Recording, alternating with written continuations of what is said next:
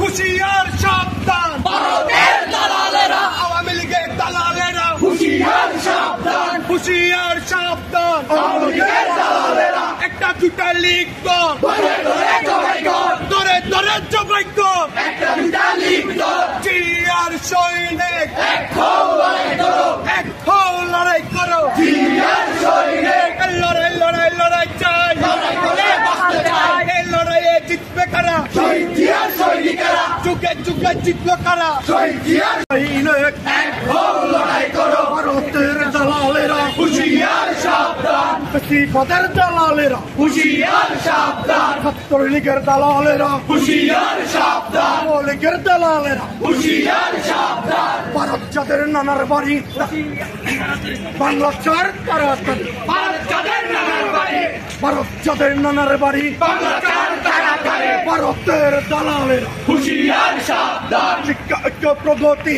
ছাত্র দলের মূলনীতি, বাংলাদেশের যে মৃত্যু নগরীতে তৈরি করেছিলেন, আমরা বাংলাদেশের সাধারণ ছাত্র নেতারা সাধারণ জনগণকে সাথে নিয়ে আপনাকে বাংলাদেশে কখনো এই মৃত্যু পরিবেশ সৃষ্টি হতে দেব না।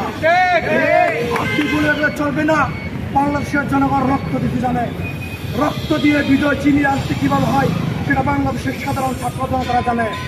সুতরাং বাংলাদেশের ছাত্র জনতাকে আবার উত্তপ্ত করে যদি করেন, আপনার স্থান বাংলাদেশের আর ইতিহাসে কখনো হবে না, হবে না।